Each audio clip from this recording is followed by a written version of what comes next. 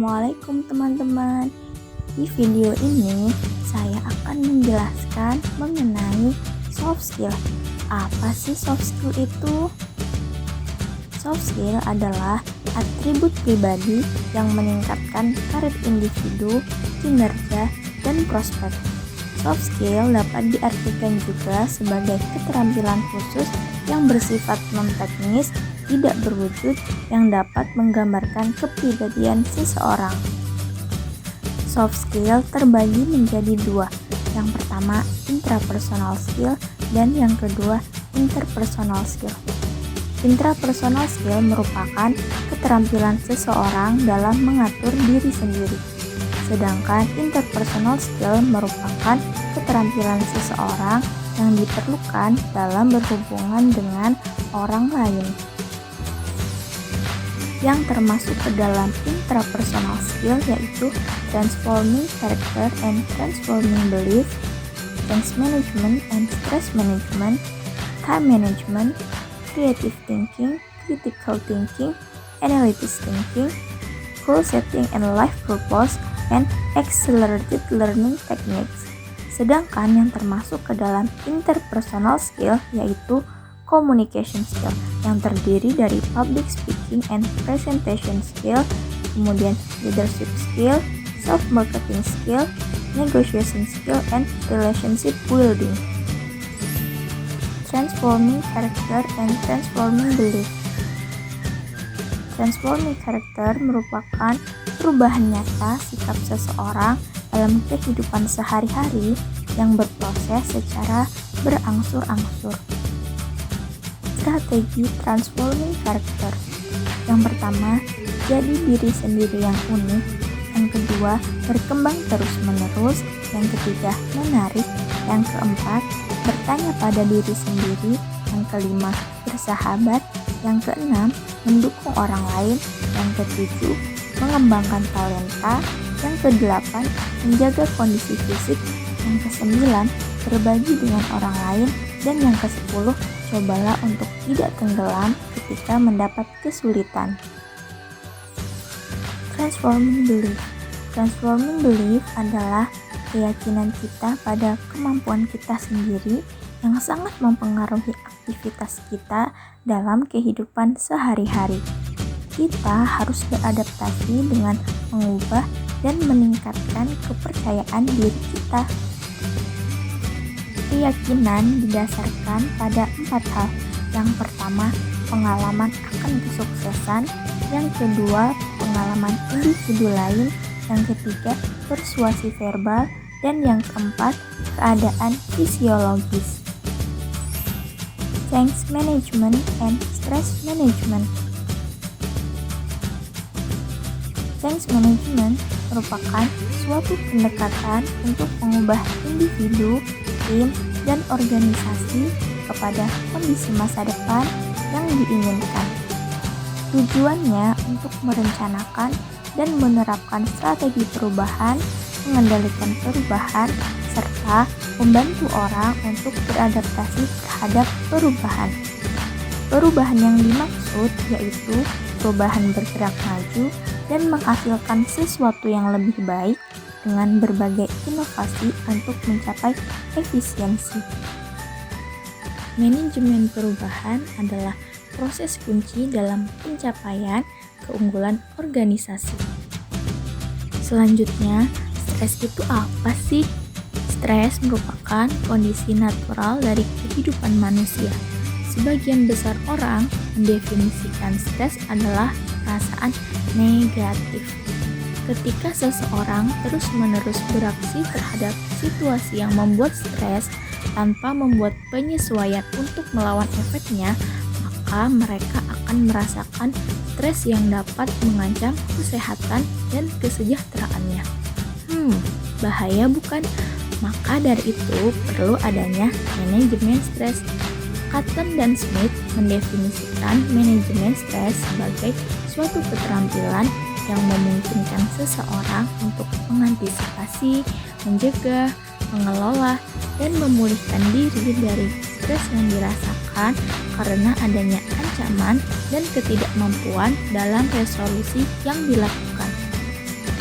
Berlatih dan menggunakan strategi manajemen stres dapat membantu mengurangi reaksi fisiologis dan memungkinkan orang untuk membuat pilihan yang lebih baik. Adapun langkah mengatasi stres yang pertama yaitu memahami sejak dini gejala-gejala stres yang terjadi. Yang kedua, mencari penyebab stres. Dan yang ketiga, menghadapi dan mengurangi stres itu sendiri. Time management. Time management adalah suatu perilaku yang memiliki tujuan untuk mencapai penggunaan waktu yang efektif dengan diarahkan pada suatu tujuan tertentu. Time management diperlukan untuk penetapan kebutuhan. Tujuan untuk mencapai kebutuhan tersebut memprioritaskan dan melakukan perencanaan untuk mencapai tujuan tersebut. Time management membutuhkan 3 perilaku utama. Yang pertama, time assessment behaviors. Yang kedua, planning behaviors. Dan yang ketiga, monitoring behaviors. Time assessment behaviors yaitu kesadaran akan penggunaan waktu sehingga memungkinkan untuk dapat menanggung tanggung jawab sesuai dengan kemampuan. Planning behaviors yaitu menggunakan waktu dengan efektif. Monitoring behaviors yaitu mengamati perilaku seseorang pada saat melakukan aktivitas sehingga dapat menimbulkan feedback untuk memahami batasan yang dialami orang lain. Creative thinking, critical thinking, and analytic thinking. Keterampilan berpikir kreatif dapat didefinisikan sebagai seluruh rangkaian aktivitas kognitif yang digunakan oleh individu menurut objek tertentu, masalah dan kondisi, atau jenis upaya menuju peristiwa tertentu dan masalah berdasarkan kapasitas individu. Ada 5 indikator berpikir kreatif. Yang pertama, kepekaan adalah kemampuan mendeteksi, mengenali, dan memahami serta menanggapi suatu pernyataan, situasi, atau masalah. Yang kedua, kelancaran adalah kemampuan untuk menghasilkan banyak gagasan. Yang ketiga, keluasan adalah kemampuan untuk mengemukakan bermacam-macam pemecahan atau pendekatan terhadap masalah. Yang keempat, keaslian adalah kemampuan untuk mencetuskan gagasan dengan cara-cara yang asli.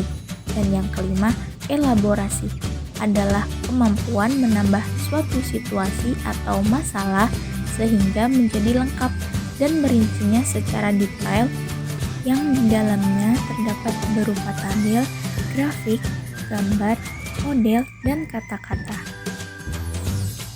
Critical thinking. Critical thinking merupakan kemampuan berpikir secara rasional dan melihat permasalahan secara objektif sehingga hasil yang didapatkan tidak biasa dan sesuai dengan fakta yang ada. Berpikir kritis menuntut upaya keras untuk memeriksa setiap keyakinan atau pengetahuan asumtif berdasarkan bukti pendukungnya dan kesimpulan-kesimpulan lanjutan yang diakibatkannya. Analytic thinking. Analytic thinking merupakan usaha untuk memperoleh kesimpulan dengan aturan logika dan fakta-fakta yang ada agar valid sesuai dengan pengetahuan-pengetahuan sebelumnya. Pengukuran kemampuan berpikir analitis mencakup 4 keterampilan.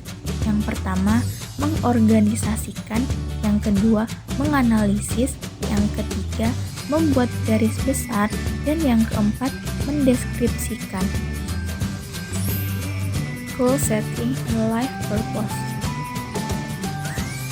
Goal setting merupakan sebuah teori kognitif dengan dasar pemikiran bahwa setiap orang memiliki suatu keinginan untuk mencapai tujuan yang diharapkan. Terdapat 5 komponen goal setting. Yang pertama, kejelasan. Yang kedua, tantangan. Yang ketiga, kompleksitas tugas. Yang keempat, komitmen.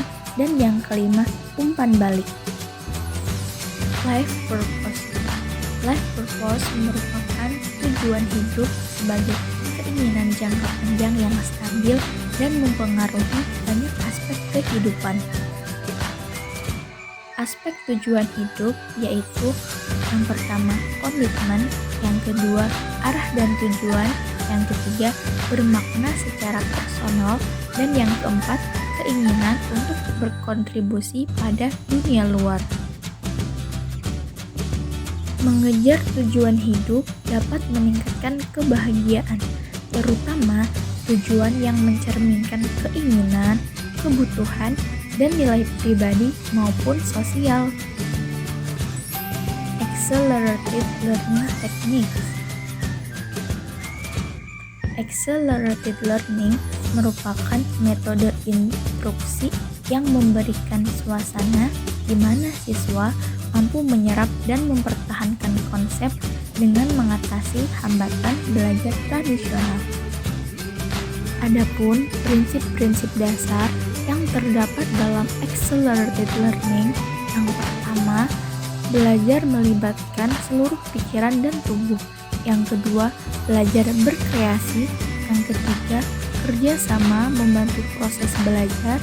Yang keempat, learning comes from doing the work itself. Yang kelima, pembelajaran berlangsung pada banyak tingkatan secara simultan. Yang keenam, hal-hal yang konkret akan lebih mudah ditangkap daripada yang abstrak.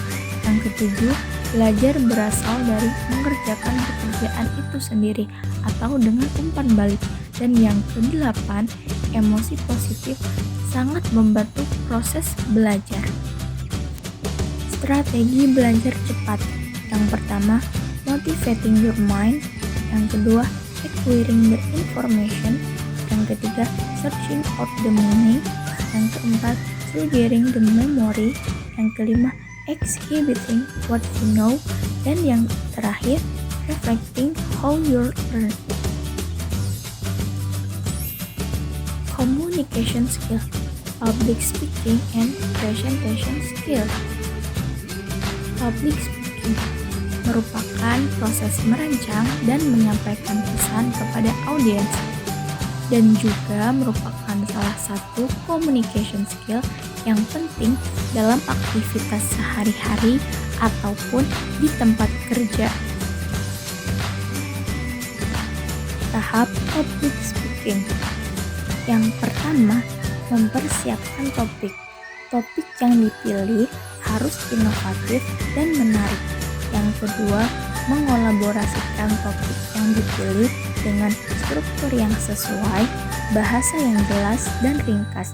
Dan yang ketiga, pembicara perlu menjawab pertanyaan orang lain dengan logika yang kuat. Presentation skill merupakan kemampuan seseorang dalam berinteraksi dengan audiens, menyampaikan pesan yang jelas, melibatkan audiens dalam presentasi, dan memahami pola pikir audiens. Komponen penting presentation skill. Yang pertama, struktur. Yang kedua, gerak dan bahasa tubuh. Dan yang ketiga, verbal delivery. Leadership skill. Kepemimpinan merupakan kemampuan seseorang dalam memimpin organisasi beserta cara bagaimana pemimpin menyelesaikan permasalahan untuk mencapai tujuan. Komponen kepemimpinan. Yang pertama, keinginan untuk berjuang dan menetapkan tujuan. Yang kedua, keterampilan komunikasi. Yang ketiga, keterampilan kelompok. Yang keempat, keterampilan memecahkan masalah. Yang kelima, keterampilan membuat keputusan.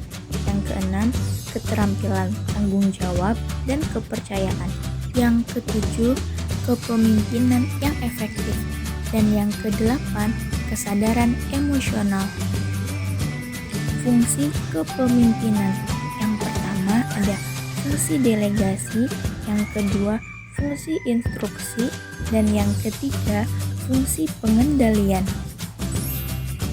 Self-marketing skill.